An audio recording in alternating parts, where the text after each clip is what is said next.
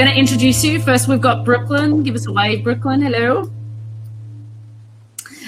Brooklyn has over 20 years experience working freelance in pro sports and live events. She's served in roles ranging from executive producer to production designer, show caller, director, stage manager, and event manager for marquee games and events around the country and the world. Throughout 2019, Brooklyn has spent the previous 12 years Through 2019, Brooklyn had spent the previous 12 years at AEG Sports, culminating in the role of Senior Director, Game Presentation and Events, overseeing the entertainment experience for the LA Kings and AEG's various other sports properties. She's been part of NHL Championships, 2 MLS Championships, 60-plus playoff games in the NHL, MLS and MLB, and marquee events around the world, including the Olympics, MLB and NHL All-Star festivities, the inaugural 2017 NHL China games, 2 NHL Stadium Series outdoor games, and much more. So we're going to talk to her about a lot of that. Barbara, hello. Welcome. Barbara has also got an amazing experience. She has, starting with a family business, Cinema Services of Las Vegas. She learned the business from the ground up, as Cinema Services was the main supplier of theatrical and television lighting for the Las Vegas area. The company rented gear to all the Vegas hotel showrooms, as well as providing equipment for numerous TV productions, including Let's Make a Deal, The Merv Griffin Show, and the Jerry Lewis Telethon. Cinema Services became heavily involved in sports lighting, supplying all the major networks as well as HBO and Showtime for events ranging from billiards to boxing. In addition, CSLV supplied lighting packages for Field of Play and stand-ups for both the 1984 Olympics in Los Angeles and the 1996 Olympics in Atlanta. After Cinema Services was sold, Barbara worked as an LD for networks and production companies on numerous and varied projects. She has the pleasure of lighting Ronald Reagan, Pope John Paul II. She was employed by ABC Sports as a lighting director for the champion figure skating for 11 years and worked with Just Lighting for NBC Sports on the 2000 Summer Olympics in Sydney and the 2000 Winter Olympics in Salt Lake City. There's so many people that worked on the Olympics in Sydney. I love this.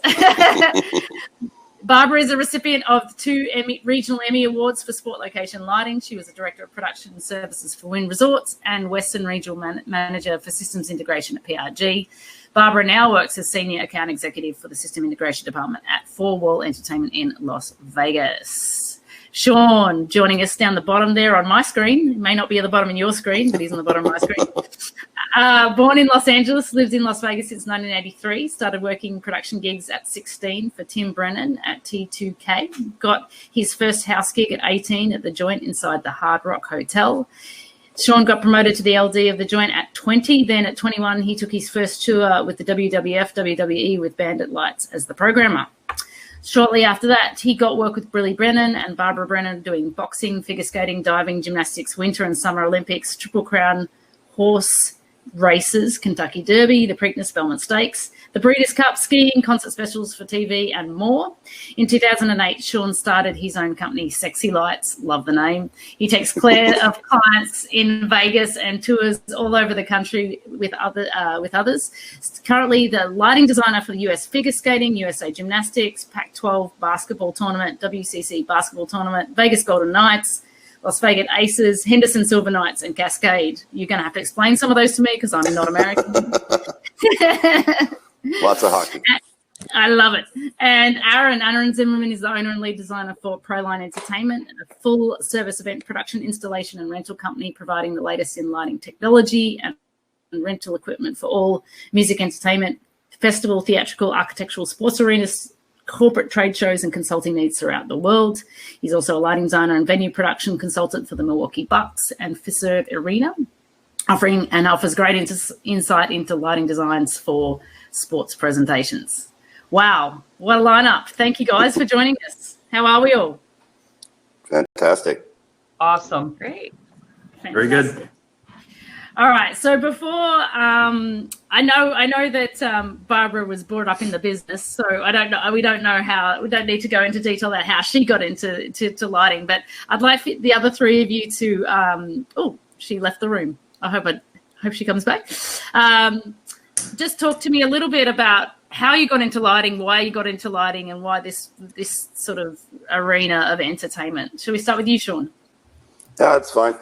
Mine's easy, and it ties directly into Barbara. So When I was a kid, my next door neighbor's production was the production manager for Siegfried and Roy, and Barbara's brother Tim was dating the older sister, and the younger brother BJ was my best friend, and that's how I got into lighting.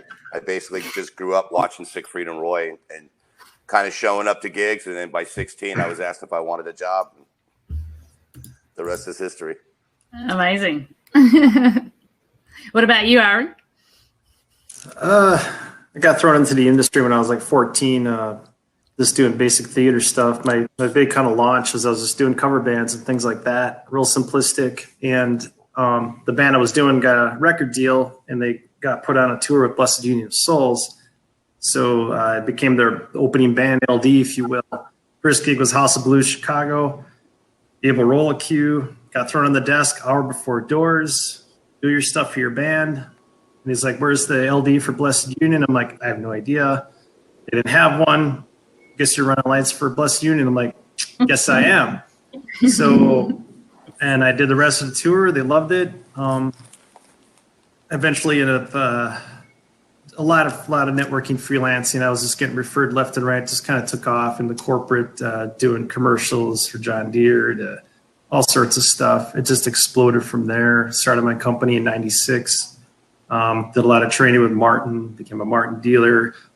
Started buying a lot of inventory. So the company just kind of was a big stepping stone, and just kind of really took off. So I was just always achieve and really raise the bar in what I did, and just to not say no. And I think that's a major thing too in this industry is just, I got thrown into the fire, just made it happen. I could have walked away from that one moment at House of Blues, and I didn't. I just took the bull by the horns, made the best of it, and here I am. A lot of crazy good stuff. So amazing. Thank you. And Brooklyn, you've done a lot of different things, but you have dabbled in the lighting arena. So how did that happen? Yeah, I mean, to this day, I'm not sure that I can officially say I work in the lighting industry. I think I stumbled into lighting by proxy, much as I actually stumbled into sports. My plan was never to work in pro sports. My degrees are in cinema television. I was actually planning to go into academia and event management and that sort of thing was sort of my full-time job outside of school. And I started working for a pro sports team just as like my fun part-time job while I was finishing my master's degree. And I always joke that, I got stuck in sports ever since. And the lighting side kind of came up by necessity. So by trade, I'm more of a producer and an event manager and things of that nature. And as our shows started to evolve, particularly in Los Angeles with the LA Kings, it sort of was necessity that just they needed someone to kind of take a bigger role in making sure that it was more of an integrated tool versus just kind of being thrown on as kind of colorful decor and atmosphere. And I kind of took the bull by the horns and said, all right, let's do it, and kind of developed a passion for it. So while I'm definitely not the most educated lighting person on this webinar, it's certainly something I've become very passionate about over the years. And I'm very fortunate that I've gotten to work with really great LDs here in LA and around the country and around the world for various events and picked up knowledge from them. I've worked with some really great vendors who have taught me a lot. And then to fast forward to being able to design projects and lighting rigs that kind of made a splash in the sports world. I never would have thought I'd be able to author my name to that, but it's pretty cool. And I'm just excited to be amongst this group here today. Thank you. No, it's amazing. And Barbara, so you grew up in lighting, right? Well, yeah, I guess you could say we when we moved to Vegas is when we really got into it. My dad was a production carpenter in New York City, and in the late 60s he saw that theater was not the Broadway scene was kind of in a flux, and he moved us all out to Las Vegas and started cinema services. And so I went to high school, was in college. I was in the theater department at the university and started working for my dad part-time. And there isn't really a place where we go and study all this. I mean, you can go to university and learn, but there's really nothing as far as like learning how to light for television. you kind of get thrown out there, and you keep your mouth shut and your ears open and just keep moving forward.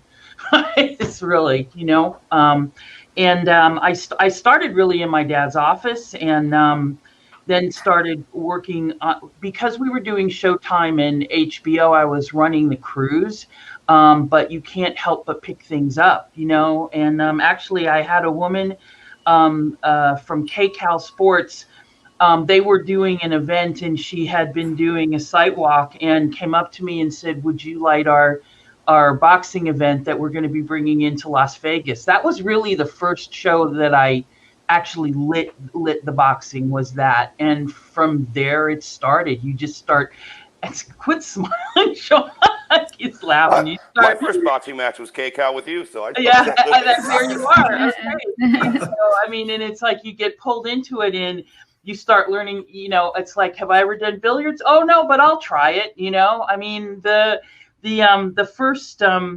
The first figure skating show I did, they actually, ABC hired me because they thought I made boxing look pretty, and their lighting director had got taken ill, and they needed someone, and they had this big meeting, and I had lit like 4 boxing events for them, and it was like, well, she makes boxing look good, so let's try her on figure skating. And that first day I was absolutely terrified, because I had an idea, but really not a lot of an idea, but I just started figuring it out as I went. I know that's probably not maybe the greatest thing to admit, but that's really what happened.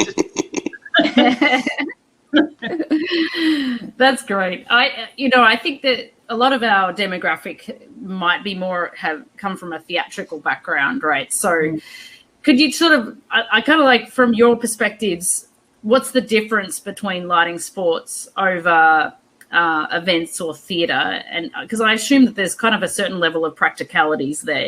People are going to have to see to do the boxing, and people are going to have to see they're going to have a certain amount. All that white with ice skating. Where does the lighting come in when you've got so much bounce, etc.? So maybe again we'll start with you, Sean. Like, for you, how would you quantify sports lighting in a summary? Wow. Quantifying, sports lighting is like nothing else, because you have to take so many things into account. Most of the time it's just white light for the field of play. But the reason I got brought in with Barb and all them was because I knew how to program, because they always want to do an exhibition or a gala or something at the end. So you kind of have to know both sides of it, because they want you to do all the white lighting, but they also want all the pretty color lights and everything to flash to the music and all that. So I don't know. It's definitely something you have to be a part of and experience to learn. Like, I was lucky enough to be with the Brennans for so long that I just kept getting big gig after big gig. And it was mostly learning by osmosis, just being around it all the time. You do something wrong and you figure out real quick that you can't do that again. So especially in sports, because there's so many things to deal with the athletes and the rules and everything. It's not like theater, and it's not like rock and roll. It's just completely different because of all the other,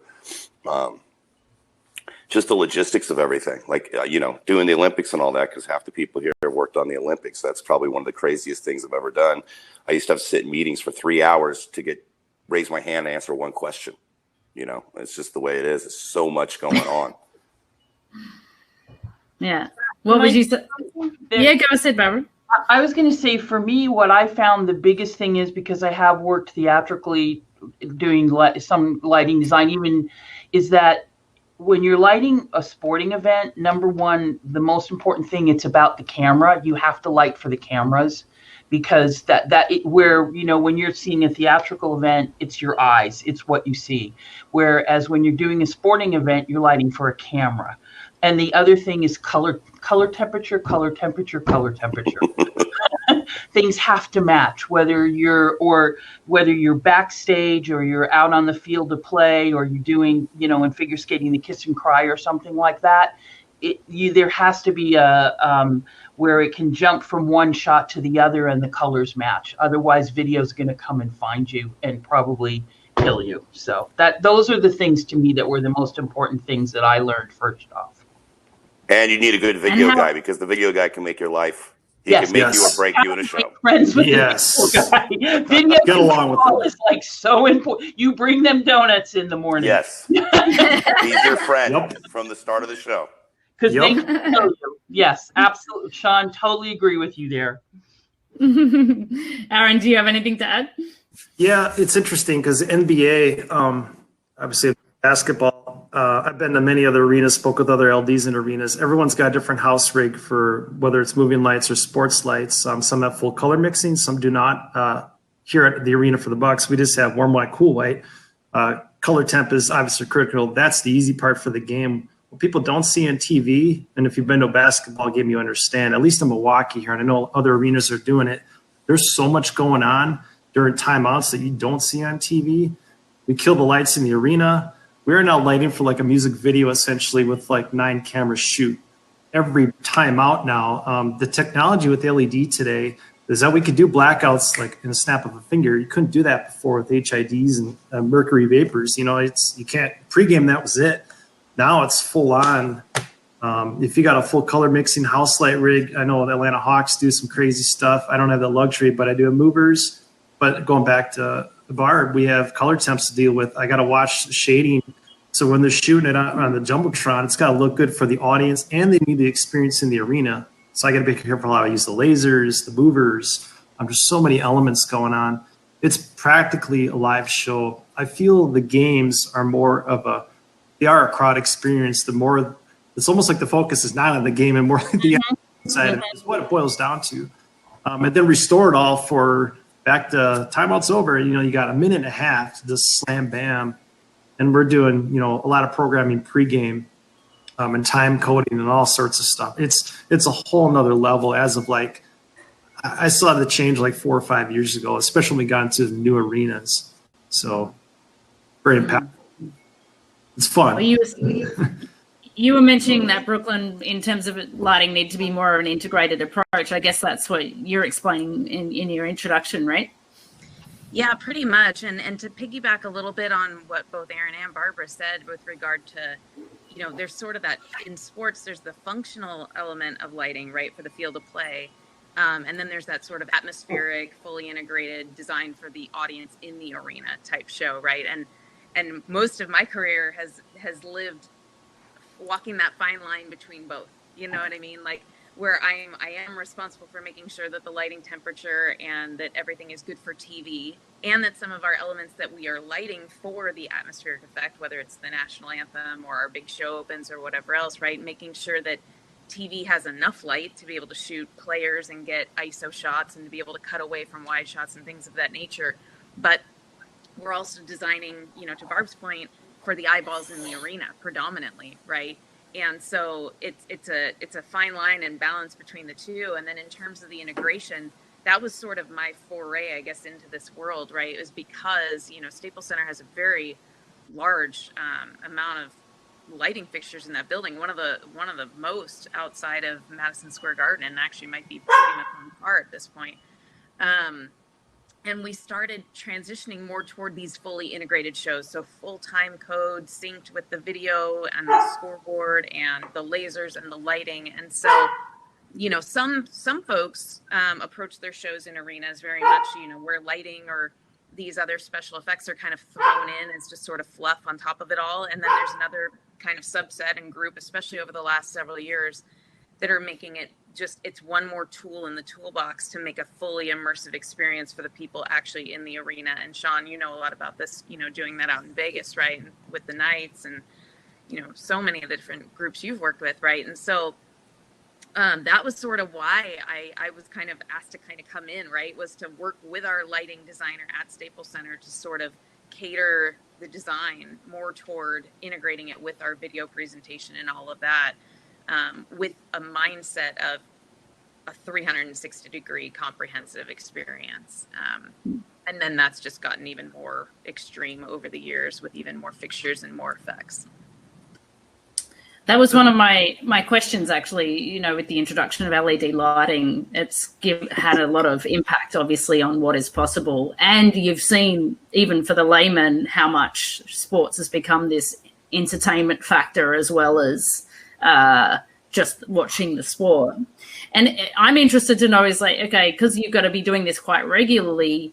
I mean, how involved are you in the creative choices and the color, and how does that all come together on a weekly basis or however on a game day basis, and how much autonomy do you have?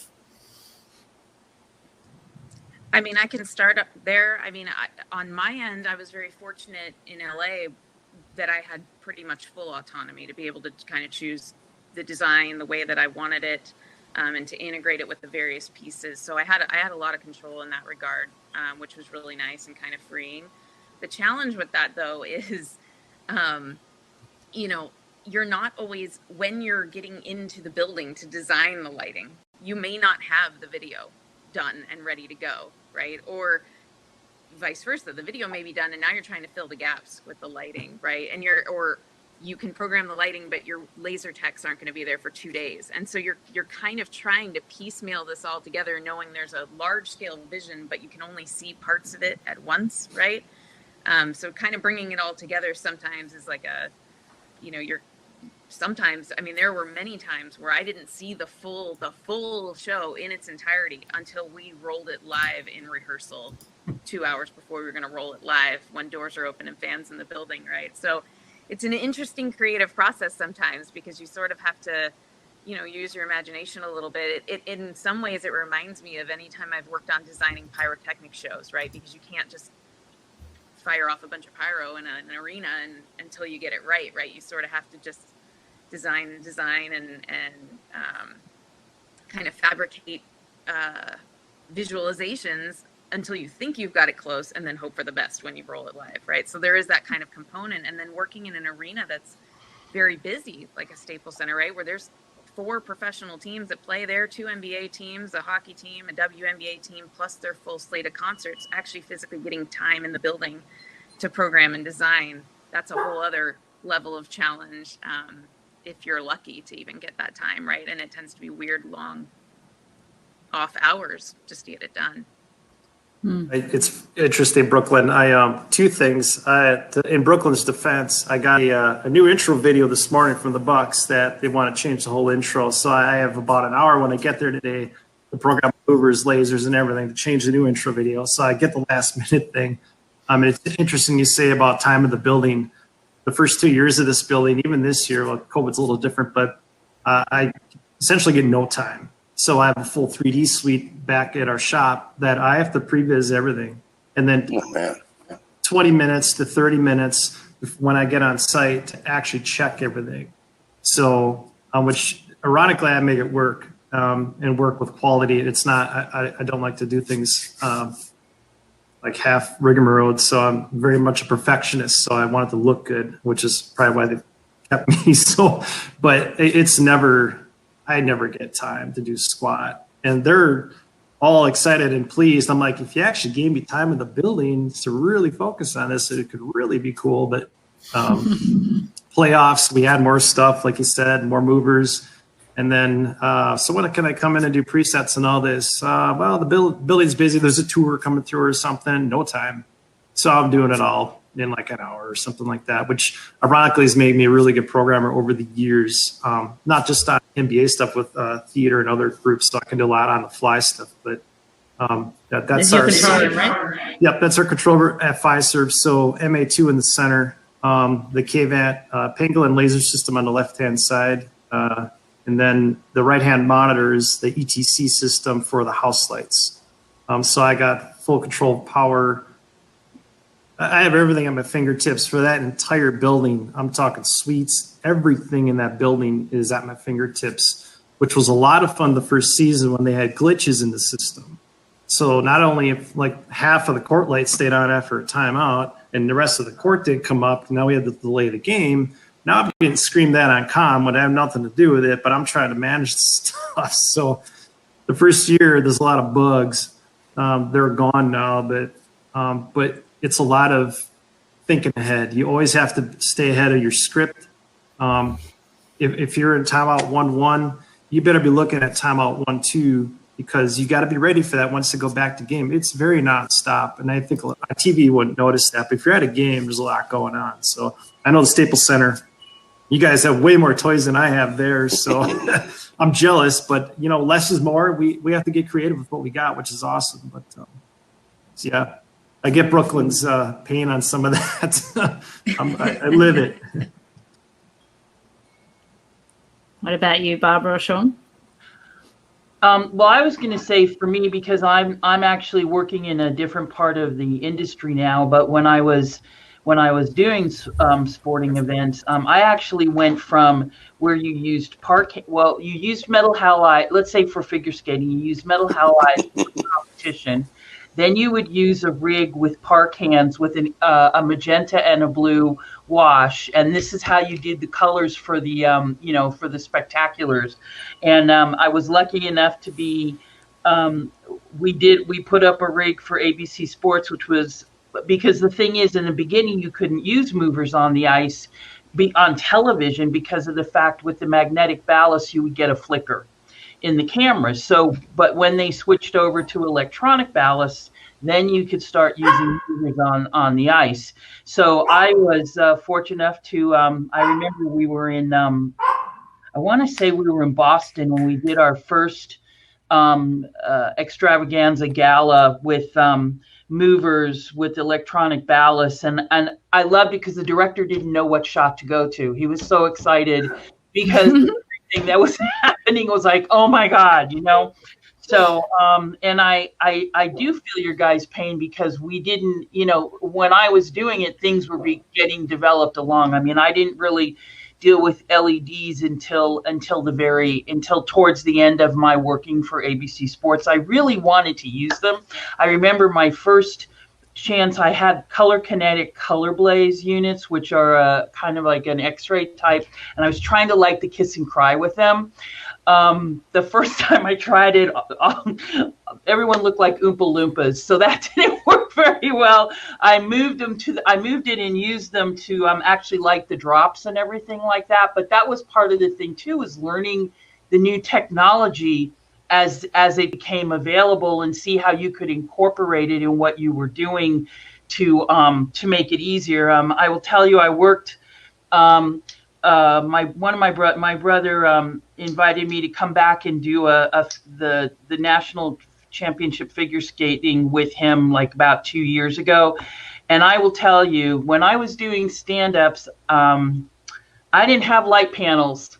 And I'm sitting there with the light panels just dialing in the color temperature and everything. And I was like, this is not fair. I didn't have this when I was doing this. I had to figure out, okay, how are we going to make this match on the talent so that they match with the ice and everybody looks good. And I was like, listen, I needed to start later. But I mean, yes, it is.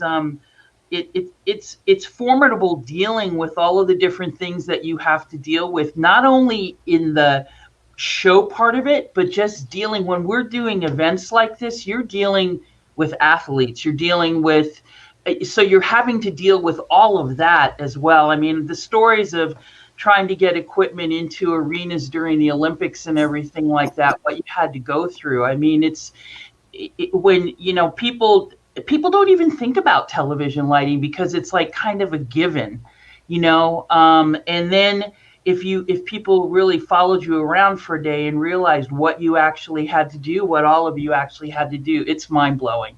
And I also agree, all of my programming was done in the middle of the night. Sean can attest to that. Yes, I can. We would get done with the event at 11 o'clock. We would stay there all night and program, and then be 8 o'clock in the morning. Just what you had is what you had, and you went from there. And that was it. So that hasn't changed. I think that's corporate America, because all the corporate shows I've done, it's like no one thinks about programming time. And then no, Barb, I agree. I'm usually the overnighter, and I've lost count of how many shows I've done over the years. I've done 24-hour stints or longer, actually. Yeah. But and then they walk in the next day and boom, it looks great. It's like, well, yeah, I'm like theater magic. Magic. Yeah, but hey, audio had a lot of time in the room. They got to tune the room and do all their stuff. But yeah, we're the overnight crew. So I think all of us, you learn how to work smart and fast.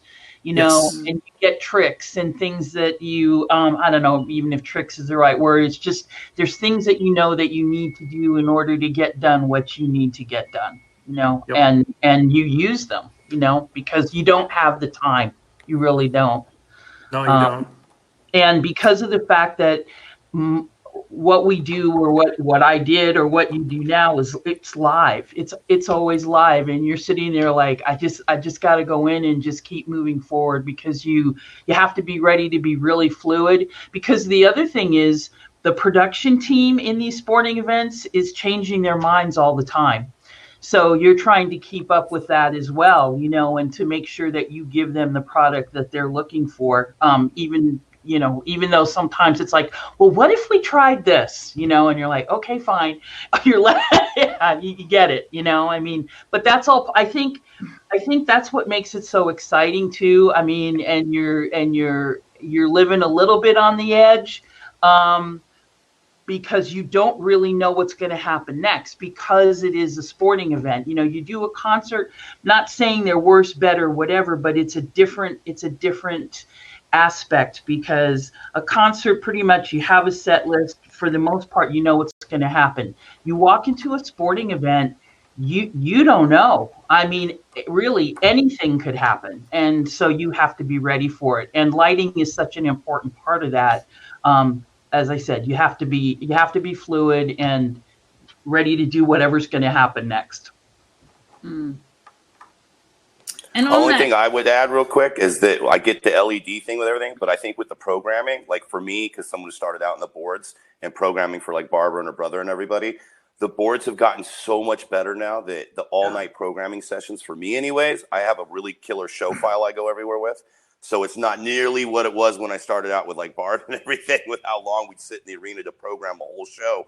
I come in now and like 80% of my files programmed already. I'm just doing positions and adding a couple other things. All my chases and effects are there. So because I do festivals too, I can walk in and make a show happen in like an hour now with 400 lights I've never seen. So I would say the boards, besides the LED and everything that's changed too, the consoles and the software has really changed the game with allowing us to do it faster. And then the other thing I'd say is the introduction into high def, because I remember lighting for standard television where red looked brown and all the tricks we had to do. And one of the reasons why I got picked up and hired by Barb and all them is I figured out how to color correct moving lights before most people knew how to do that. And that's what got me to, like, minus the green out and everything else, I was able to do those things. And that's how I got my gigs, was learning how to do that.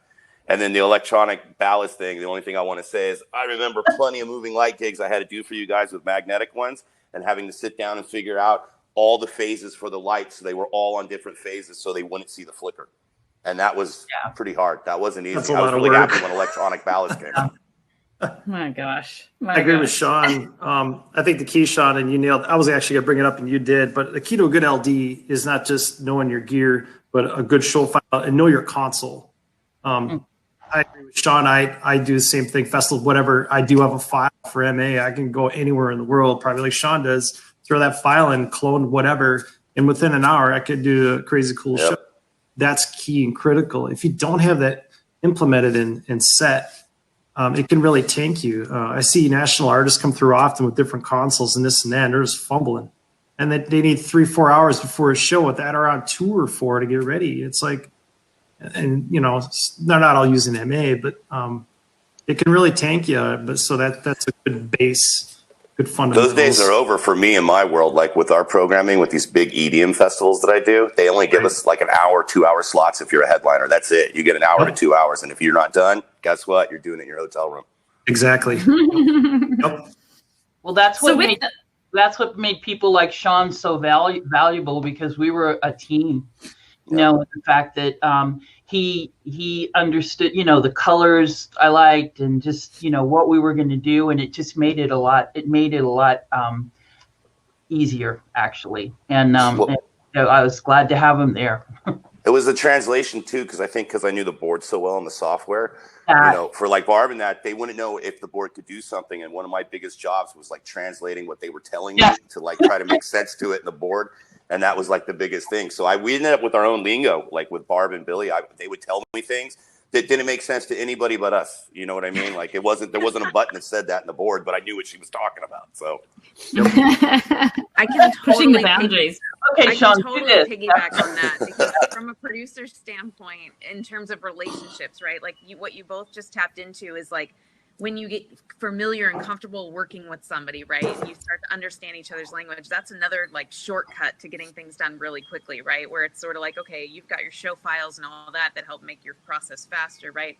I've gotten to the point where, okay, I know I need to make notes in advance, and maybe if I pre-send them, they can previs some of it. And then that way, when we have this limited time together, we can come together. But, you know, just even in that shorthand, you know, there's so much to be said about those relationships because we used to joke, you know, the folks I work with Image Engineering a lot, you know, they're the company who installed our lasers at Staples Center. And, you know, the running joke was Brooklyn and her laser fingers, right? Because I don't come from this world, right? So, but I could describe for them exactly what I wanted. And because I was so familiar and we became so familiar working with each other, they knew exactly what I was talking about and they were able to translate it to a T and sometimes even more accurately than I had it in my own head.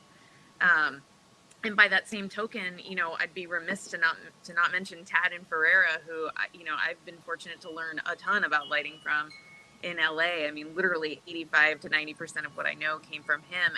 And a lot of that shorthand came from that too, right? Of just developing that relationship and sort of knowing how we both operate and how we both work so that we can expedite the process with the limited time we are given to get as much bang for our buck when we need to.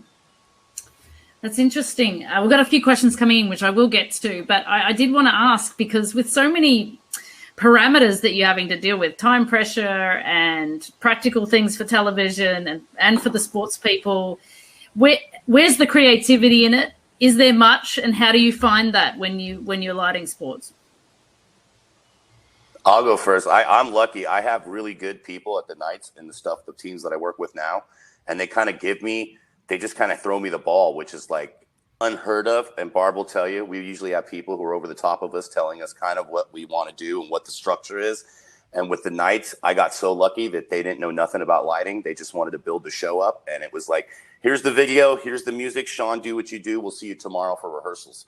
So I would stay all night and program. And I'm actually lucky enough in T-Mobile that because we were starting the first year of the organization, I trained them that I needed programming time to do all this. So I'm lucky enough that they'll give me, sometimes it's horrible. I have to come in and work till 6 a.m. and then be back there by 1 for rehearsals or whatever. But I get time to program everything now. So it's been a lot of fun to be able to do all that. I would say the creativity part is great because if you have someone who's like working for Johnny Greco, I know you did a thing with his wife, Amanda, and all that.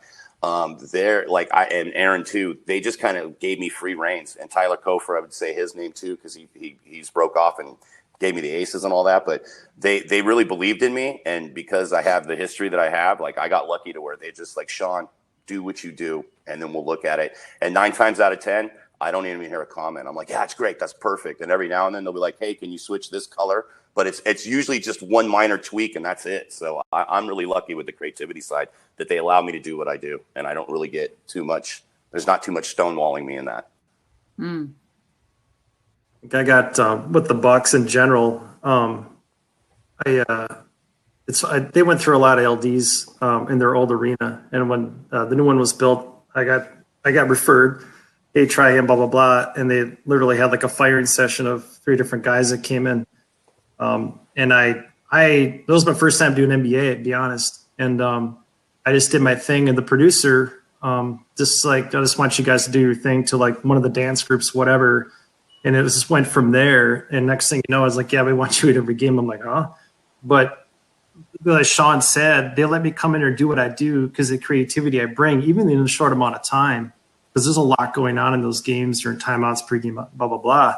And if you have someone you work with, like I know Sean and Barb, obviously are a good team. And I have producers that I work with tight as well that will only want me there as a programmer or designer because we do those things. They know they can just throw me a script, do whatever. They're like, do whatever you want. In playoffs last year or before COVID, what kind of rig you want to the producer. And he's like, here's my budget. Come up with something cool, Aaron. I trust you. I mean, literally.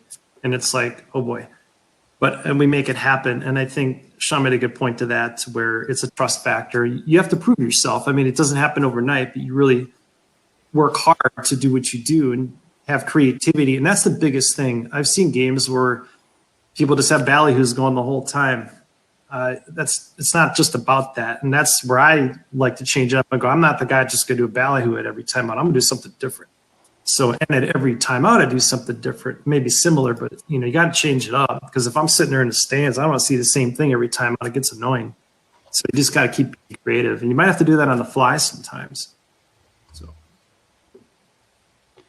I'd like to say that I was very fortunate. The directors and the producers that I had at places like KCAL and ABC, I agree with Aaron. They trusted that I would do. They would give me parameters, and I mean, we knew that the field of play had to be even and flat.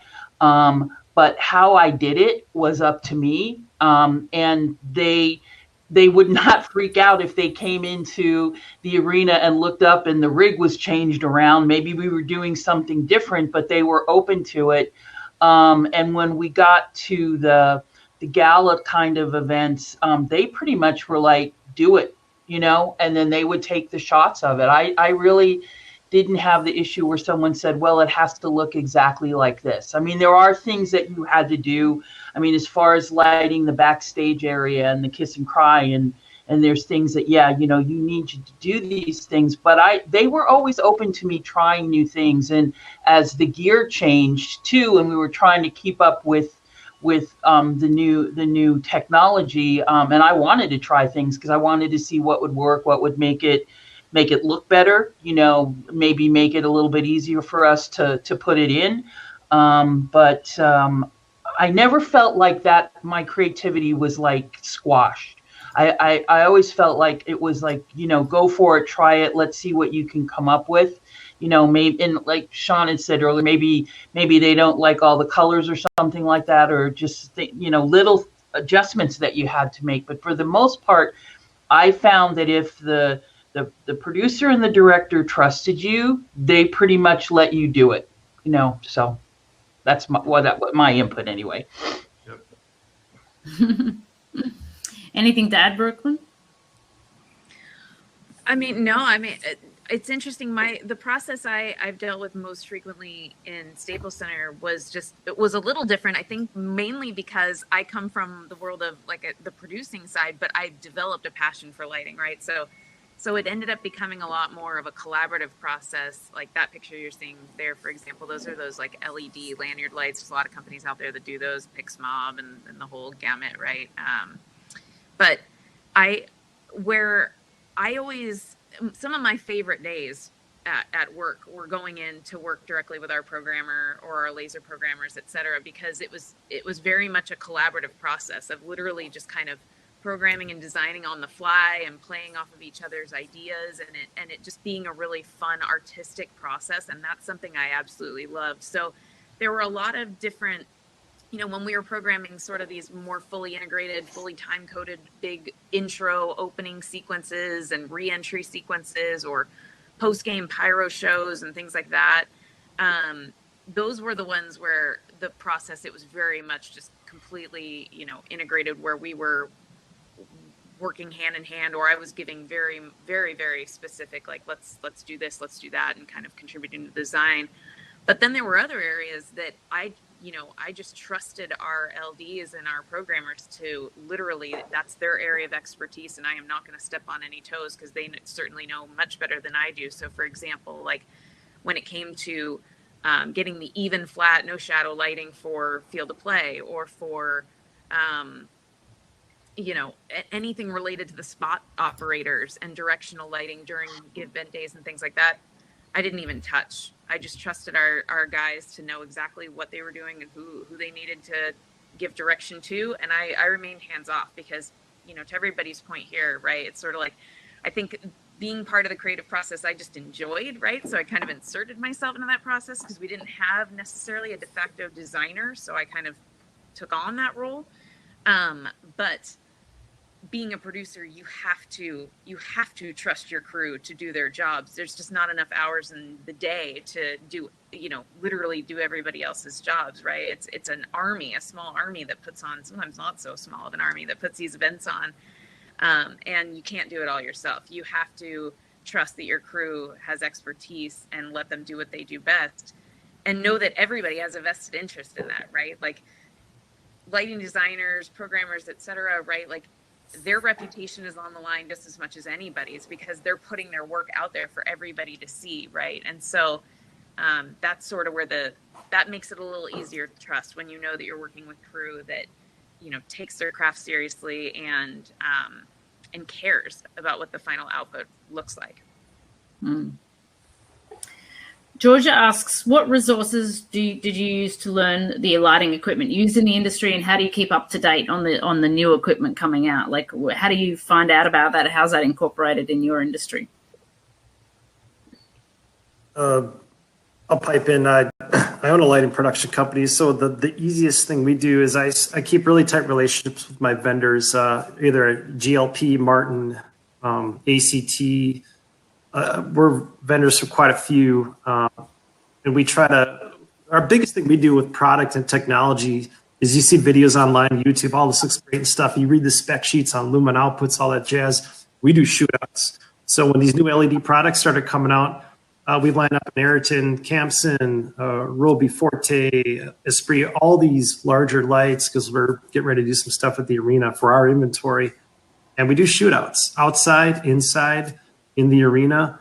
And the specs aren't always what they say on paper. Say that. So with LED technology, especially, you got to watch that.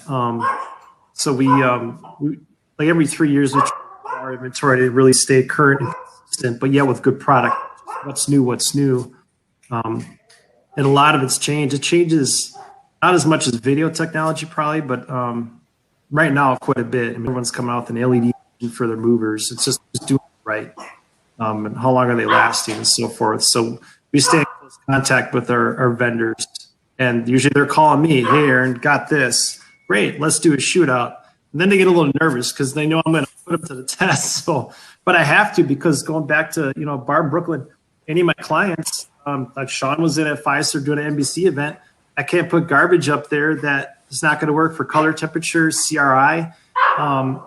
There's a lot of those avenues, and sometimes the inexpensive light isn't the answer. Unfortunately, you got to buy the more expensive product to get a good CRI, to get a good zoom, all that good stuff, framing, you name it. And I know these guys do appreciate that, but not everyone sees that. So that's just really reading a lot, and I read the PLSNs, all that stuff, but we're fans of shootouts. We get the product in a room and we do a hard shootout with stuff. So it's interesting. It's kind of how we do it. Or knowing a really good salesman. One of my best friends is Barb's brother, Tim, and he's probably one of the best salesmen in the game. And he keeps me pretty up to date since I was a kid on all the new stuff. That's what he taught me coming up, was the new technology. You always have to know the new technology, Sean. So I was on a Grandma 1 before almost anybody got off a Hog 2, because Tim was like, you have to learn this. It's going to be the next big board. And he was right. So it's just, I think, knowing people and just having the right people around you, because I'd say a lot of my friends that are programmers, we're all lighting snobs, and we all want to act like we know better than everybody. There's no egos in lighting, let's be honest. None. So I would say that I'm surrounded by a good crew of people with the company owners that I know, because I own a company too. So it's just like we all kind of talk to each other and collaborate. So I think that a lot of my knowledge, I would say, is based off group knowledge, because it's like I'll ask somebody in the group, especially with social media now, in the groups that I'm in with the lighting designers and all that. I'll be like, hey, has anybody used this light? And then like you'll get 5 guys that you trust with comments coming back to you telling you what's up with it. It's a lot easier now, I would say, than what it was back in the day with the social media and all that. But shootouts were like, definitely was something I did a lot of as a kid, where we'd go put them all up. And I remember the Martin and High End and them having big shootouts and renting the joint out and stuff and doing these shootouts back in the day. I used to be a part of those, even when the 2Ks and stuff came out, all that stuff. Martin, ironically, back in the 90s, got me rolled into the Maxis when it came out. And it was me and the LD from Aerosmith. We bought like the first 2 off LDI for, and it's like, and so did he. And then Michael Keller. Yep, that didn't last long, because I had the Maxis. One of my best friends. That's awesome. We were in the 3D suite LDI in the Martin booth, and I just walked up. He was already playing away on it, and I'm like, well, this is interesting. And the MA1 was it wasn't in our inventory yet, but I was kind of eyeing up. So of course, the good salesman of Martin, Lewis Long, steered me towards that console. And we had it for about 5 years, and then went all MA. But yeah, it's interesting how you learn. But going back to demoing and shootouts, same thing with consoles. And Sean knows a lot of LDs too. I'm sure that we'll swear by a hog or something else. And it's like, I would swear at a hog, but not swear by it. But, you know, it's all on the console you really like. But MA has really made a staple for the lighting control industry. And you can go anywhere in the world and say, I need an MA, and you're probably going to get it. It's a little harder with other desks, not to mention the functionality and controllability with the consoles. So we're already into the MA3s already. A little bit in mode 3. I'm not all in the set. MA3s yet? Because I feel like nobody can get to a 3. The hog didn't get to the 3 well. Nobody gets to the 3 well yet. So No, and I actually I got an stumped. MA3, but I'm running it in 2 modes. So That's what we're doing. And I actually stumped. I needed more universes on a project we did just recently up for Outdoor Christmas Project. And I do all this pixel mapping. And I'm in mode 3, and I can't do it. brave. I called ACT, my guy over there, and I'm like, I can't pixel map. Oh, that's not in the software yet. So I had to go back to mode 2, which now meant I had to pull out all these NPUs because now I don't have enough universes because I have to go back to mode 2. Anyway, so, but yeah, but ultimately, though, still MA is the way to go. It's just the creme of la creme. It's the Cadillac of best, argumentatively. So. I'd give Chances a strong shout out. I see Chances coming up. Yes. A lot. Chances' program, just like an MA or a Hog or a Avo Light. I mean, the settings in that board are crazy. But a Chances, I would say, is strong. I see Chances not as much as MAs, but I'm seeing them more and more than what I used to. Like I see a lot of guys rolling with Chances now. Yeah, there's a couple churches up by us here that have gotten those too, actually, and I've been rather impressed. Someone got pixel mapping with them too. I was like, oh. But I own one. Time on them, so. They're great boards. I own one. But you just got to know the settings, man. You don't know the settings in that board, and it can screw up your whole show if you change one setting. In that board. Yay. How much is projection coming into sports? And is it into particular sports and not in others? I mean, I guess outdoor games don't necessarily, but I see it now in sort of ice hockey has used projection, and some basketball as well. So, I mean, has any of you had to integrate with that much? I just did the Pac-12 women's tournament this last 2 weeks ago, and I did projection on the floor on both ends. That was basically the package I sold them. They wanted to do senior presentation with numbers and everything, and give them little trophy things out. And I did all projection. So I do a lot of video now. My job is not just lighting anymore. I do a lot of video as well. And did you have to, I mean, was that something that you quite naturally integrated, or like you had to sort of upskill? Like, how did you go into that? No, you know what? I've been having to, like, with work in nightclubs and concerts and stuff like that, I've had to learn Resloom, which is a video server software. And because I know that so well, like, it's easy for me to integrate it. And the last Kiss and Cry Nationals I just did, I put a video wall in Kiss and Cry, and then I incorporated the Zoom rooms with all the fans on it like they do in all the other sports. So I think that as a good lighting guy, you're going to have to learn video going forward. I just think it's the next step in the evolution. Like, and all these boards now, the Champses, the Grandma, they all control video now. They all have interfaces and software in it that controls the video as well. So it's not essentially coming in as two departments. It's kind of you and that as well, right? Is that how it's sometimes, working? and then sometimes I look like the Grand Wizard behind the curtain because I have my Chances or my grandma here, and I have my Resloom computer with an APC 40 controlling video over here, and I'm controlling everything. So it just depends on the gig and the budget, I guess. Yeah, I think a trend, a direction that the sports industry, especially the teams that have, call it, higher profile cities they're playing in or more budget to spare and spend, they're starting to operate more like concerts do, like live shows do, right? To Sean's point about, like, everything's now running through the Grand MA, right? Your video, your lighting, your lasers, other special effects, and your pixel mapping, all kinds of different fixtures and or LEDs amongst it all, right? So it's almost like that's the trend that it's heading toward in sports, is to operate more like a live concert than it did in the past, where in the past it was like sort of like every piece was almost separate and you were trying to like almost jerry rig ways to bring them together, right? Then time code being able to run through some of the Daktronic systems and things like that, or spider systems now and things with the expression, that changed things, right? To where you were able to integrate it a little bit more effectively. And it was a one button push rather than trying to like manufacture the look without it really being actually seamlessly integrated. But now it's going the other way, where it's sort of like how most shows operate, where the LD is literally controlling top to bottom everything straight out of the lighting board. Yep. It's very true. Yep. I'm not seeing so much in the NBA. I think there's a couple teams that have video mapping on the court, but we see it more in corporate America. All the corporate shows, we do the video mapping thing just like Sean does, all controlled, off some media server. But we're doing that as an LD or lighting programmer. You're definitely more valuable, like Sean, if you know more of that. I tend to do that myself too. But the more you know, the better, the more hireable you're going to be, and the more you can charge. So, but like Sean said, there's budgets out there where they're like, we can't afford a video guy, or this, and that.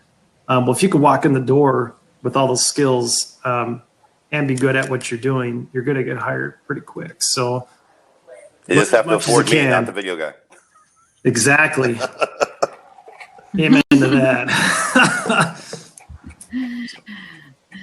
Well, and one more note amazing. just about projection, because you touched on that. It's ironic. I mean, we early back in the days, back in 2008, 2009, we had projection at Staples Center, but that was old school version, two double stack projectors, and that was it, right? It was the infancy days compared to where it's at now. And ironically, after 2010, we took the projectors out, did not have them in Staples Center. So the only times I actually worked with them were when I was doing events outside. So the NHL China games, we had projection integrated. We did the first two games at T-Mobile Arena, where Sean's based now, right? Where we brought in projection to test there, almost as a demo actually for that building, because they wanted to bring it in permanently. And other events around the country. It's sort of like, it always ends up being sort of one of those last minute, like, oh, by the way, we have projection. Can you integrate that too and get that done? And it's like, oh yeah. So going back to what we were talking about, the last minute changes or communication, sometimes you get some of that. It's like, oh, okay, all right, well, good to know. And we have a projection moment. Okay. The best is when they don't have the content for it, and they're like, you don't have the content? Or whatever, right? It's like you might blow out the one with the other, and it's just, there's more to consider than in the case. No, I think it opens up a world of opportunity, really, when you start to bring all those elements, and it is becoming quite showmanship, and it keeps it alive, right? It keeps the sports alive. Is there anything else you want to say about that, Barbara? No, back in the day, we didn't.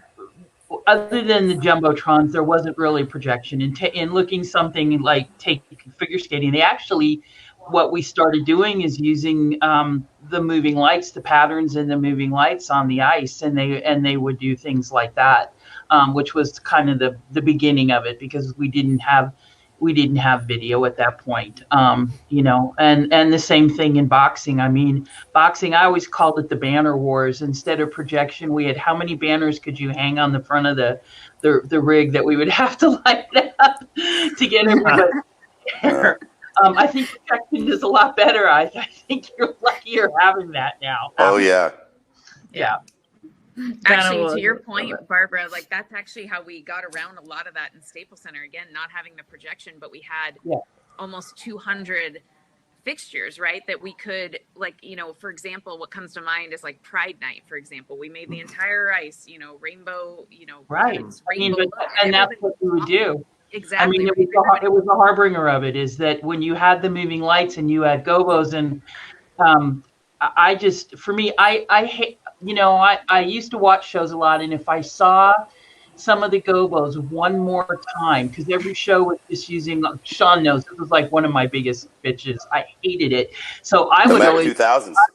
I would change gobos out. It made me crazy. I was just like, no, we're changing all the gobos, but yeah, absolutely. So you would, because that way you could get different kind of effects when you started using the crushed glass and all of that behind things, and it just made a big difference, but with everything everything. You know, you start here and it's a natural progression of where you're going to go next, you know? So, I mean, goes back to the creativity question too. I mean, being able to go ahead and incorporate that into everything as well. Yeah. Well, and having a bright white ice sheet, right, doesn't hurt either, right? Yeah. So it becomes just like a literal blank canvas that you can play with, and sky's the limit then in terms of creativity, as long as, you know, you've got the technology. Although I'm pretty sure the general public wouldn't have been as aggravated at the Gobos as you may have been, Barbara, because they probably didn't know.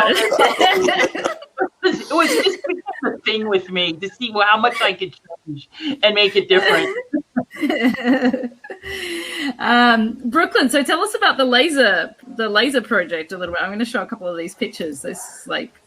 Yeah, sure. So that was our, call it, old laser system that you're looking at there. We actually went through 2 versions, and the whole project just sort of came from, you know, again, this is LA. You're always looking for, at least the executive team was always looking for, how do we get people into the building early, which is kind of a never going to happen thing. It's LA, there's traffic, you're never going to get people here early. But the sentiment was, how can we do something that's going to wow people, that's going to get people there, that they're going to want to see this, or say you can't miss X, Y, Z, whatever else, right? And also being in this market, right, you're competing with all the other teams for attention, for entertainment dollars, et cetera. So it was just like, what could we do to kind of set us apart a little bit?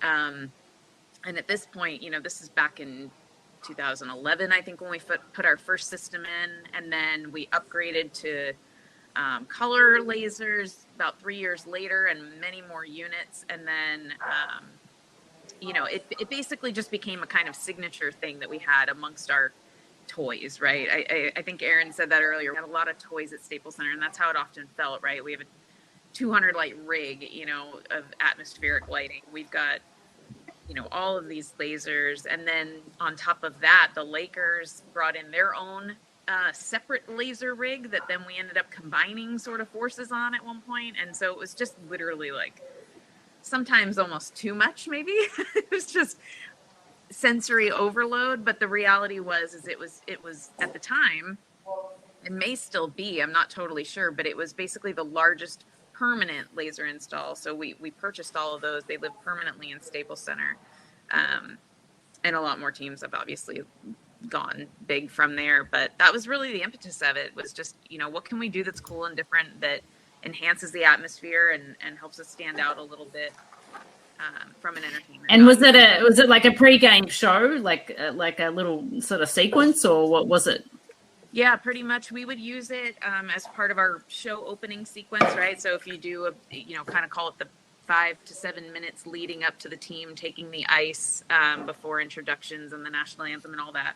We integrated them. We ended up integrating them into all of that too, as well as, Aaron was talking about earlier, that the technology has gotten so great, right, that it's like you can bring those lights down fast and easy at the snap of a finger now. So once that started to evolve, it was like, all right, well, we can use these during intermissions. We can use these during TV timeouts if we really wanted to, or goals being scored, or all those kinds of different things, right? So it was, it evolved over time. And just added. Excellent. Aaron, your company works a lot in different genres of lighting. Do you have a favorite area that you like to work on? I know we've spoken a lot about sports today, but what's your jam in terms of it? I would have to say probably rock and roll. I do, a lot of everything, and I like all those. I do theater, corporate trade shows, all that stuff. Holiday shows, I've done some crazy stuff, but I think it all boils back down to rock and roll. It's my LD for the Woodines. There's probably a few more shots. I do lighting for Mark Wood. He was with TSO for many years. He split off, did his own thing. We do a tour every holiday season, usually very TSO style. One of my favorite shows is probably, we do shows with Daryl Simmer, the lead guitarist for Genesis, Phil Collins. I'm his LD and production manager. So I was getting ready to go out with Genesis soon, but when he gets back, we do a symphony show. We do a pretty nice light rig with that. I should have gave you some shots, but it's actually Mark Wood. Is that it? That's actually Mark Wood. The little arena tour we do every year for holiday stuff. Nice. Daryl shows are a lot of fun. It's Phil Collins Genesis music if you like that. But Phil's stealing them for next season if we ever go back out. once we get through COVID. So yeah, I would have to say rock and roll is where my wheelhouse is. So, but I do it all. Yeah. And Barbara, you too have done it all in terms of different genres, and you're now in systems integration and stuff. Have you got some of your, is there a favorite? What's your favorite thing to do now? You're on mute. Barbara, you're on mute. Lip reader? You're on mute. Mute. So I love doing sports lighting, but my real favorite of all was parties. I did some of the largest New Year's Eve parties because of being here in Las Vegas. And I did some corporate events, but parties for Philip Morris down in Florida. We're talking about getting to be creative. I mean, it was just because there would be the performers would come in and they would have that rig, but we could pretty much go crazy on what we were doing in the room. And when you do things like for Philip Morris, we would have 5 nights, and every night the room had to completely change to a completely different look. And to me, that was just, I went nuts, because I think lighting is painting with color, and being able to do that and just go crazy. It was just, I think that was really my favorite of all, was doing that. Awesome. Was Sean, that do you have after a trade favorite shows? sport? Oh, sorry. What was that? What were you going to say, Aaron? I'm sorry, I interrupted. Barbara, what year was that? Do you do the corporate shows after the trade shows by chance? Philip Morris? This was a private event that they would put on. It was for about 500 people, and they would actually build a tent down in Palm Springs, and it was crazy. I mean, we would have it in a series of concert. It would be Billy Joel, Paul Simon. It was just crazy. The budget was great because there wasn't really a lot, so you could really try a lot. Yeah, we could try a lot of different things, and I was fortunate enough to do it for a couple of years, and so it wasn't really connected to the trade show. It was more a separate, like for their top performers and things like that. One reason I asked, I was doing their booths for a while, and I remember them going to parties after. That's why I was saying we're probably crossing paths possibly. Oh, and I didn't even know it. Oh, no. No, so it might have been in the same city as you were just doing the trade show, and then they were going to the party where you were. So yeah, I digress, but yeah. What did I say? Small world. Barbara's where the party's at. That's what's happening. Right. Vegas, baby. Right, Sean? Oh, yeah. You taught me how to light foliage really well. That was one of the best things you did. I remember lighting up a lot of trees with Barbara on those parties. So Nice. Tree lighting. Sean, have you got a favorite sports? And if it's not sports, what is it that's your favorite thing to dig into? I mean, right now, I did a lot of nightclubs and EDM shows and rock shows and stuff, and I probably made a pivot towards sports because the whole time I was doing all that, I was also doing sports as well. I've kind of done it all. I don't really stick to one genre in lighting. Hell, I've lit in waterfalls and architectural. If you'll pay me, I'll do it. Being a programmer, I've gotten a lot of gigs just across the board, but I say sports is my favorite. That's why I pivoted my company towards all the sporting events now, because I just there's something about it. I mean, I was a kid when I was doing it with Barbara and Billy, and I just always loved it. There's something about going into an arena. My other favorite thing I would say is when you do sports and we do the traveling shows with like NBC and ABC, I get to go to a city and I'm there for 7 to 10 days to where you can actually see, we have favorite lunch spots that we used to go to in different cities. You get to actually see things and do things. So I would say the sports part is probably my favorite. And then I would say number 2 would be the concerts, because I really like all the festivals that I do and the traveling with the artist cascade that I do. You can't get away from that. It's a lifestyle. So I get treated very well by my artists. I've been on more private jets than a poor guy like me should be on. So That's amazing. I do want to add one thing, though. Sean, we're still all kids, okay? So. Yeah, I'll always be a kid to Barbara for sure. I like hitting the West Coast because you guys have in and out there. There's no in and out. Yeah. So when I do a show out in Vegas or LA, like the first thing off the plane, I go get an In-N-Out. So, Well, yeah, In-N-Out. sorry, not lighting related. Yeah, People from overseas are like, "What's In-N-Out?" No, food is important. It's to any crew member. It's food. Food is important. Aaron, I'm glad you brought that up. I have friends back before COVID to this day would come into town for a show and ask me to bring them In-N-Out to get me into the show backstage. They'd be like, "Dude, you can come over. I'll bring in whoever you want. You just got to get 10 In-N-Out burgers." So yeah. That's I walked from Mandalay Bay over the interstate to the In-N-Out. That's on the other side of the There's one right in Vegas there. I forget. But I remember, I'm like, this is stupid to walk across the internet. I don't know. Yeah, you got to walk across the for a burger. Everyone thought I was crazy. I'm like, you don't understand. No, it's worth it. It's worth it. Anyways, sorry. You've just got given some up and coming wannabe lighting designers some leverage to getting into it. Show up with some In-N-Out burgers. They might let you sit next to you in the console. Well, Nick asks, do you think with COVID happening that time management, work-life balance, anything will change in the sports industry coming back? Oh, yeah. I would say my personal thing with the Knights, everything's changed. I don't have my full crew until we get 50% crowd occupancy. It's me and one guy right now, which is, boy, that's not, I'm used to, when I work those games, we have so many moving pieces. I usually have 8 guys on crew. So now I'm down to 2, me plus 1. And it's not easy, man. Like everything's different now. The whole world's changed. So I'm pushing a lot of cases, carrying a lot of ladders, doing all the stuff all the guys used to do. It's like we're starting back to square one again. So it's like you have to do everything again. There's no, I don't have a big crew. The big crews are gone right now until you start seeing the budgets come in. But at least for us, until crowds come back in the sporting world, I don't have the budget that I used to have. So I don't have the crew that I used to have. So not less of a work-life balance. If anything, you're working a bit more. It's more for me. It sucks because all my other guys aren't working. But for me, I've worked. I don't think I've had a day off in 2 months. I'm going to a hockey game after this. I got another game to go to. So.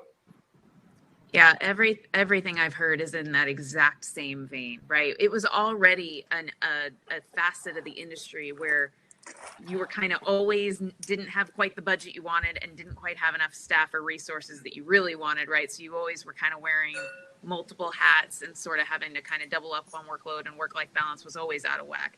Now the scales have completely tipped to completely out of balance, right? Because the economy is what it is. Capacity and ability to generate revenue is either out the window entirely or so minor that literally, like, Sean's point about, he had an 8-person crew and now he's down to 2 of them. And that's happened on the business side of the sport as well, right? Where you might have had 4, 5, 6, 7 full-time people in your department plus the full crew on a game day.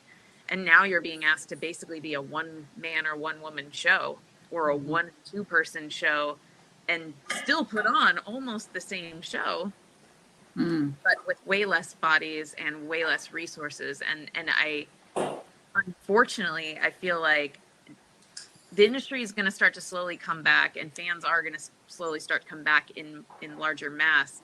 But the long-term effects of a year, 18 months, up to 2 years of lost revenue is going to, I think, percolate through the industry for much longer than 2-3 years. I think it's going to take 4 or 5 years to get back up to where we were prior to that, just because of the economic impact it took a toll on the industry on the sports side.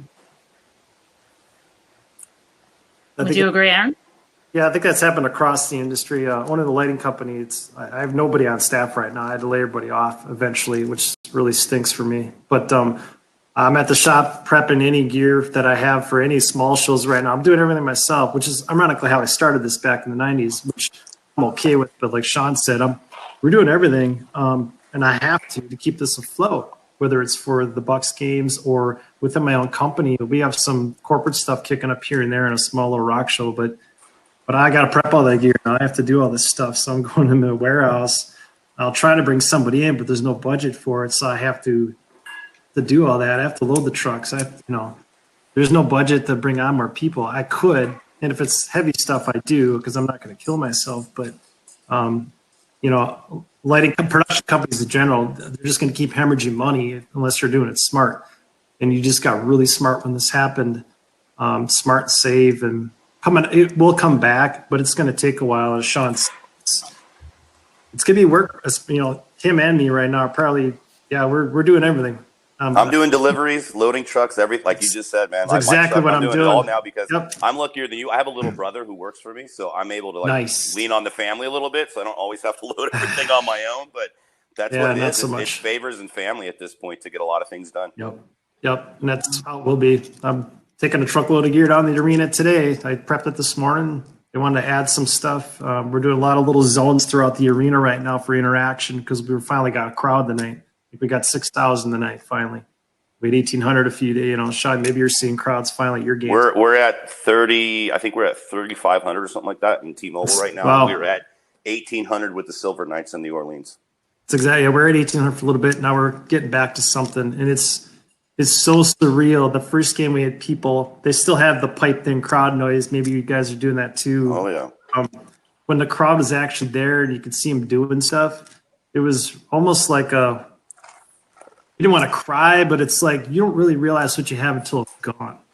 And to see fans and they're making noise and reacting to what you're doing, whether it's simple or complex, means the world right now because I don't think we really appreciate what was going on with this until it really smacked us in the face.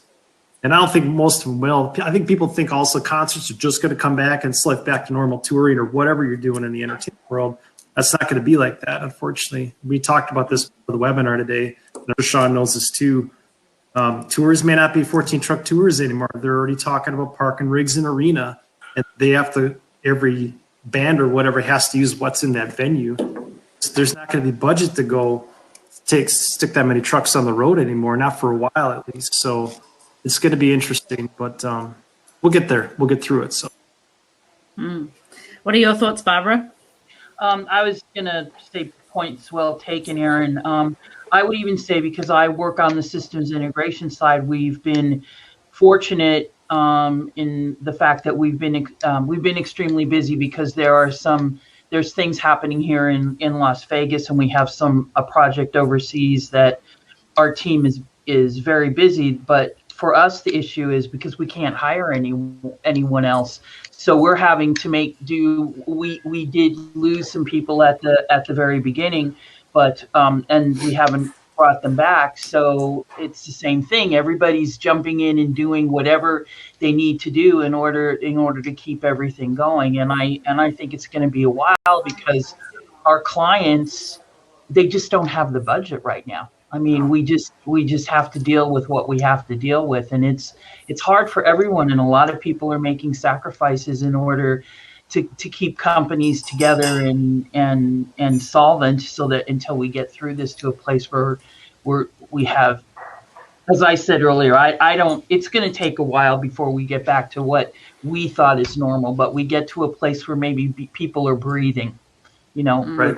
Probably I would just be happy with that, and to see people that I know that are out of work now to have jobs again. Yeah.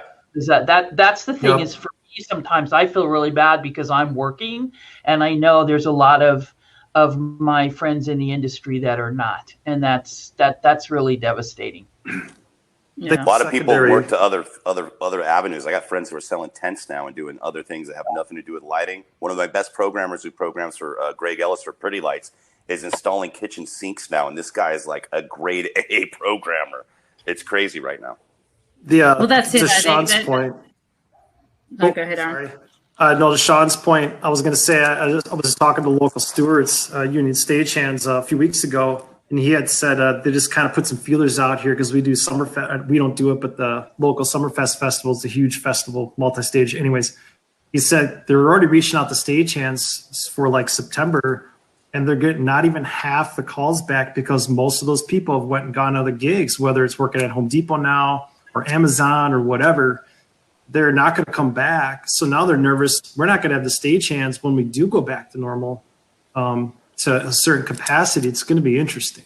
So yeah, I think a lot of people are going to be a lot more cautious about jumping back in, right? Once they've started to earn a salary somewhere else. And also, I think that's globally, even on this side of the world, there's anyone who is working is doing 3 times as much. And then the alternate, there's a whole people around not doing much at all. And hopefully that shifts back into something that's quite healthy. So one more question before we finish up our webinar. just individually, I'd like you guys to give some advice other than In-N-Out burgers. What would people who are looking to get into lighting for sports presentations should they do to get into their foot in the door? Who wants to start?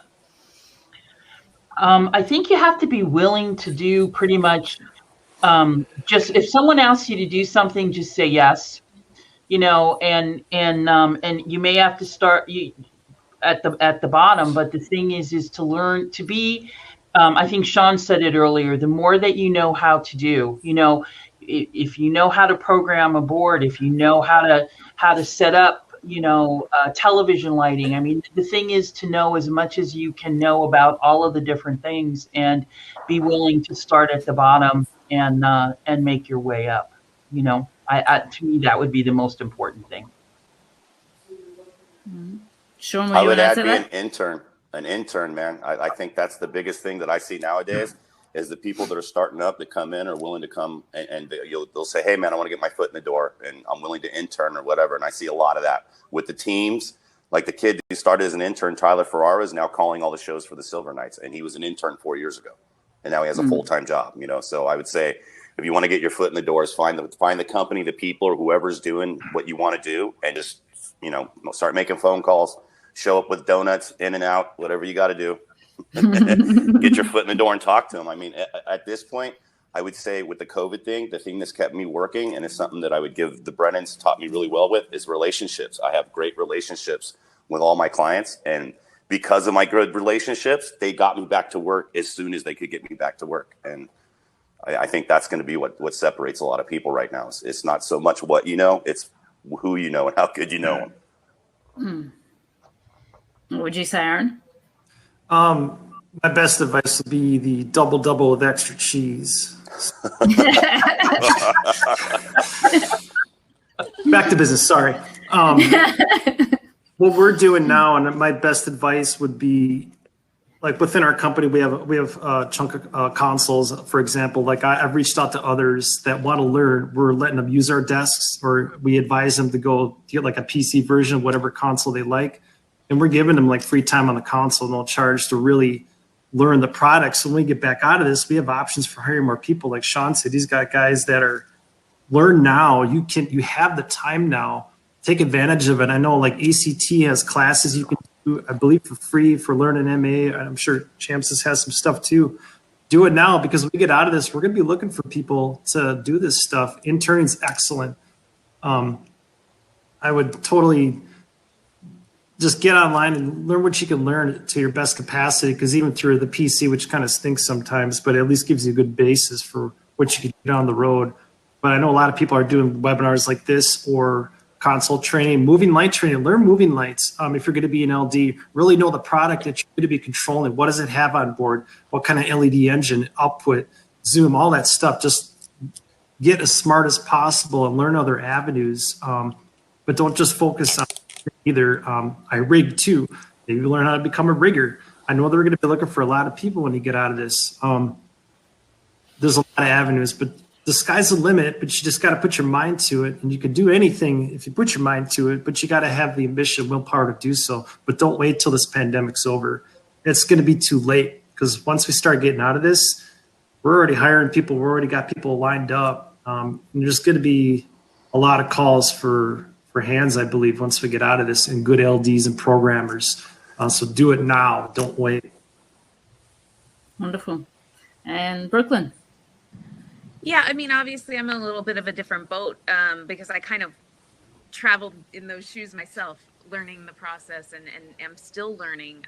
So I guess my advice would be a couple of things. And it goes back to something Barbara said very early in this conversation, where she was talking about, like, a lot of the stuff you learn in this industry, particularly in the world of lighting and lasers and special effects and things of that nature, is you kind of just learn by doing, or you get kind of an opportunity and you get thrown into the mix, and you just have to be resourceful, figure it out, right? And then the more you do that and the more practice you get with that, the more you're going to evolve your skill set and your knowledge and all that kind of thing. So I would say seizing opportunities when they come your way, or setting yourself up, kind of to Aaron's point and Sean's about, like, talk to the people you need to talk to the people who are already doing what you want to be doing, and build those connections, build those relationships. be proactive about it, right? Because as we've clearly seen by this discussion today, right, like this is a very busy world, and a lot of these really top designers are working on very limited hours, limited sleep, right? So they're not going to come to you trying to say, hey, let me teach you this, right? You have to express that desire and that want yourself. And just be curious, right? Like in my world, for me, it was just something I was always passionate about, right? And so I guess my last bit of advice would be keep your eyes open to inspiration, right? So pay attention to different rock shows, to different theater constructs, to different event lighting and things of that nature, and just pull from that. Like if something speaks to you that you're like, hey, that looks great, that looks cool, how does that work? Then remember those notes and take them back to the professionals, like everybody on this call, except for myself, and say, hey, how do we achieve this or something like this in the space or in the thing I'm working on? Or help me understand how this works, right? Again, it comes back to just being proactive and resourceful. And then also, again, just keeping your eyes open to inspiration and being curious, really. Sean made a good point as far as I think that's why him and I stay busy even through this, is diversity. We could do theater, we could do rock and roll, we could do sports, we could do whatever. Why is that? Because trial by fire, sometimes we just dove in and did it. But at the same time, if you learn about it now, when you come out of this, you have more options for jobs too, because there's all those avenues are going to exist when we get back to normal here. And you want to be well fluent at all that stuff if possible. And like mentor, intern is the way to do it too. Reach out to your local PRG or Four Wall or companies like mine or whatever's in your region. I know right now locally, a few of the companies, like I said, you can go in and use their consoles to learn them or whatever for free. I mean, they just want people to have the experience. When they come out of this, they have them ready and available. So that was a perfect time to learn. I'll also add that a lot of these companies, because of the pandemic, are giving away stuff for free for Yes. the learning stuff. Like I just got my D3 dongle like 3 months ago, and all the training was for free. I had to pay $100 for the dongle, so I started learning the D3s for the disguise. So it's just it's, if you just keep your eyes open and pay attention, it's out there. People are giving it away because they want people to learn to know their products when everything comes back. Yep. Yeah, absolutely. Great. Well, that's amazing. Thank you so much. Great advice at the end there too, I think. I'd really like to thank you guys for spending 90 minutes with us. We did it. And to talk about lighting and your work and life and career. And and thank you to everybody who rocked up and listened to us today. And I just want to wish you all the best from coming out of COVID, your businesses, your jobs, all of these things. And hopefully I'll get to see you in person at some point when we're allowed to fly to America again. Well, thank you, Anna, for having us. And thank you, Shelly, too, if Shelly's out there listening. I appreciate you guys. Thank you, everybody. Sean, thanks for the hookup. Really nice. No worries. Thank you, Aaron. Appreciate it. Awesome. Sean, and thank you all for having me join you today. It's been great. Learned a lot. Wonderful. Great, guys. All right. Thank you. Signing off now. We'll talk to you soon. See you guys. Appreciate it. Thank you.